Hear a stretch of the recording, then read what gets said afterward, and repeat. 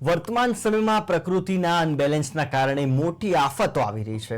ભારે વરસાદ, ગરમી જેવી મોટી આફતો અચાનક આવી પડે છે, જેના કારણે સૌથી વધુ ખેડૂતોને સહન કરવાનો વારો આવ્યો છે।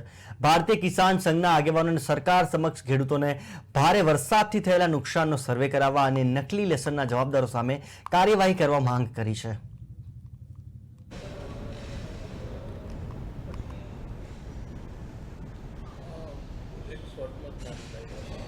वर्तमान परिस्थिति में प्रकृति पंचतत्वना अनबेलेंसना कारणे रौद्र स्वरूप धारण करी रही है।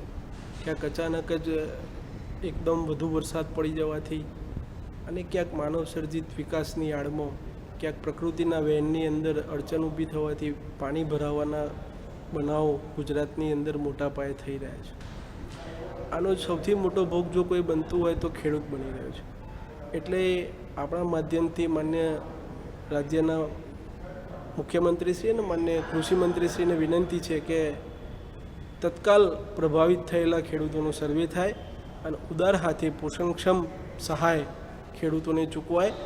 સૌથી અગત્યની બાબત છે કે સર્વે ઝડપથી થાય, કારણ કે જ્યારે એનો વરાપ નીકળશે જમીનની અંદર ત્યારે ખેડૂત બીજી વાવણી માટે તત્પર હોતો હોય છે, કારણ કે ખેડૂતની આજીવિકાનું સાધન જ ખેતી હોતી હોય છે।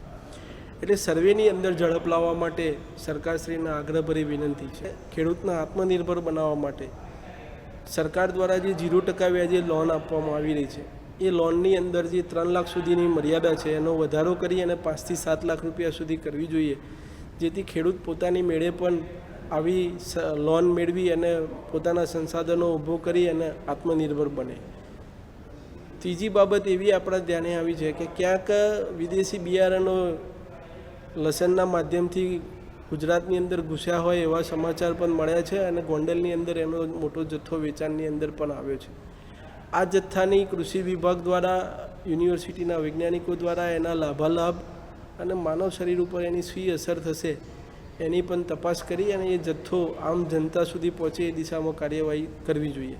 પરંતુ ત્યાં ક્યાંય પણ પ્રકારનો ખેડૂત ક્યાંય એનો ભોગ ના બને એ દિશા તરફ પણ વિચાર કરવો જોઈએ, કારણ કે ખેડૂતે જ્યારે એ જથ્થોની વાવણી કરી છે ત્યારે એને એ બધા એના લાભાલાભોની ખેડૂતને પૂરતી જાણ હોતી નથી। ખેડૂત તો અજાણ્યા એનું વાવેતર કરી દીધું છે, તો ખેડૂત આ સમસ્યાનો ભોગ ના બને અને આ જથ્થો જો માનવ શરીર ઉપર હાનિકારક હોય તો એ બજારની અંદર પણ ના જાય એ દિશામાં માન્ય કૃષિમંત્રીશ્રી અને માન્ય મુખ્યમંત્રીશ્રી એનું